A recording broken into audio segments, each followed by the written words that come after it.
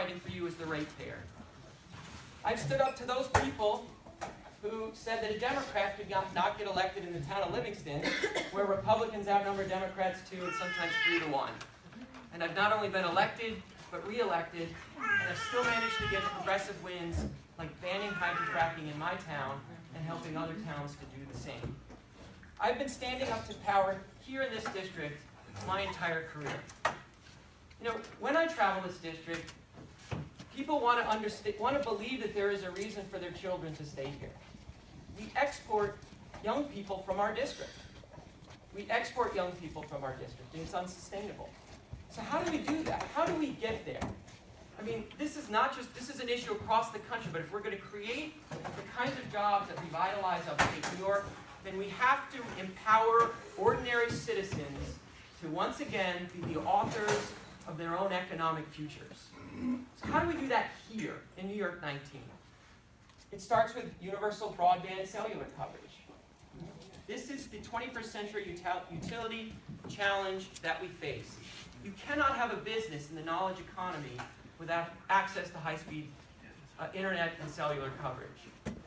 In the 1930s, FDR faced this problem. Who would have started a business in Ulster County in 1945 if there were no electricity here? How do you apply for a job today without an email address?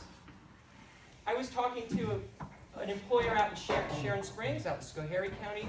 They are moving their business of 20 people to Schenectady simply because they cannot have a call without the call dropping or get online to process their business orders. We absolutely have to do this. And think about what it means for the larger economy. There are people that would love to live in our beautiful upstate New York.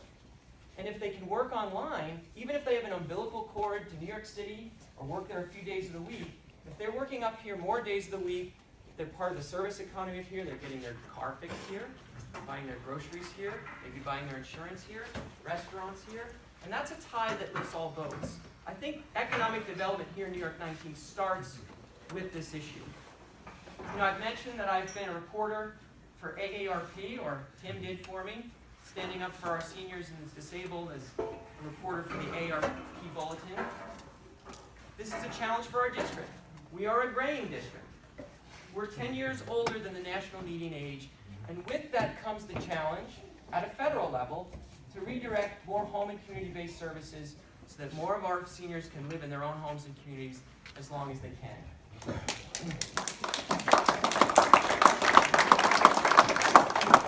And what we found is that it's cheaper in the long run. AARP has studied this and found that it's actually cheaper, a win-win, to give a little extra help to those people who are past their retirement age, might need a little extra help with a home-delivered meal or a home health aid. Much better for them to stay in their own homes than to enter expensive nursing home care, right? We have campaigns all the time talk about it, but defending Social Security is so critical for this district because the majority of our residents have paid into it their whole lives and need it to work for them now, right? Social Security is the greatest program we've had in this country, Social Security and Medicare, because it works, because it rewards work. The more you pay into it, the more you get benefits. It's our signature program. There are people in Congress that are still trying to privatize it for naked profit gain against the wishes and values of our community. Our education challenges persist in New York 19. I teach at a community college. I teach biology there. And they have a business problem.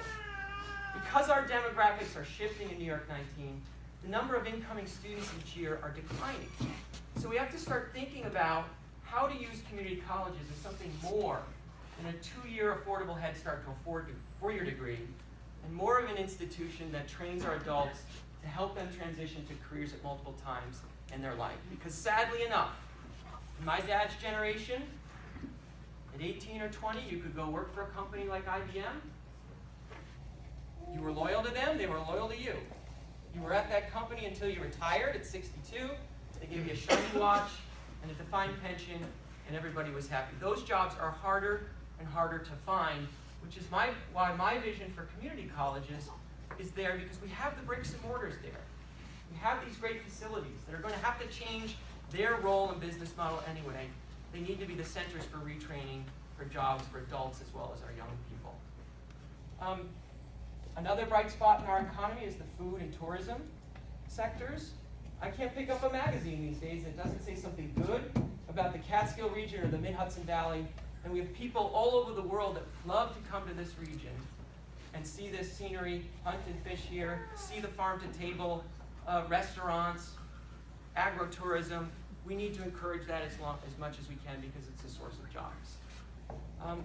And finally, what's also exciting and a source of jobs that we can't outsource is the green and clean energy economy. And it's happening, right? This no longer has to be an ideological battle. There are people that sell solar contracts door to door in my town of Livingston, and people are buying them because the price points are there, right? And we could get even further along that road if we as a country had the will to end the $35.5 billion in subsidies that we give to oil and gas companies, to corporations that don't need them and are holding this movement back, that can create jobs here in America that can't be outsourced, that are good for the planet, good for our communities, right? These are the ways that we revitalize our upstate economy. Whether that's a local issue or a federal issue, this is how we revitalize our local economy. So I may be a farmer, but I'll also stand up for the progressive values that we all share and believe in, like fully funding Planned Parenthood, for the excellent work that they're doing in this rural community, not only for women, but for men as well. Okay? I've mentioned equal pay for equal work, but also providing paid sick leave, right? And family leave. You shouldn't, in this day and age, worry about losing your job because you have to take a day off to go to the doctor, or you have to take in your parents that you are doing out of your goodwill, taking care of as a family member, right? And honoring the commitments that we made in Paris.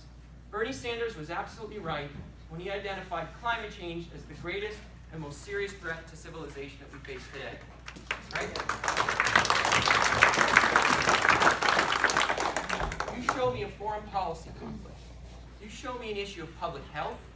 You show me an issue of agriculture. None of these issues are going to be easier to solve if we don't first do something about a changing climate. I've spent a career working on this since I graduated from Brown. I was the lead author on a policy document called Carbon in Communities, which helps small and mid-sized communities understand their carbon footprints and what to do about it. You know, the reason why I'm in this primary is that I believe that I'm the best candidate that can win in November. I share many of the progressive causes that Zephyr does. Zephyr and I are on good terms. We are friends.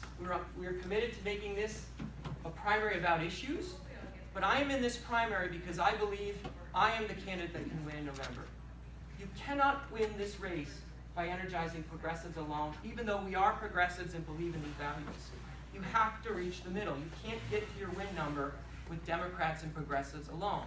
And I can do that. I want to do that. I have been doing that my whole political career as the lone Democrat on an all-Republican board. And I know I encounter people every day that say, Will, you know, you're a great guy, but take a number and get in line, right?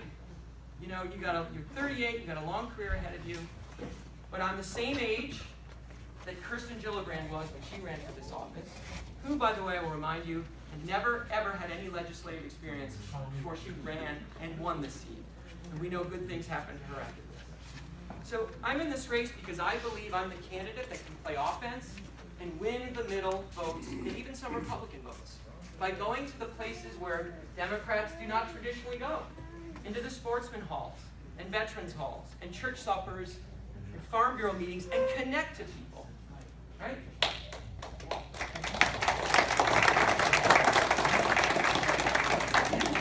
I don't have Zephyr teach out's name recognition, but name recognition does not alone connect to people. Passion connects to people. Roots connect to people. And a commitment to the issues that are important here locally, but also the national issues that empower us again to be the authors of our own country and our own communities. I would be honored if you would consider supporting me. I don't expect your vote in one conversation or one pitch. All that I ask from you is that you keep an open mind to this primary, and I would be honored to earn your vote. Thank you so much.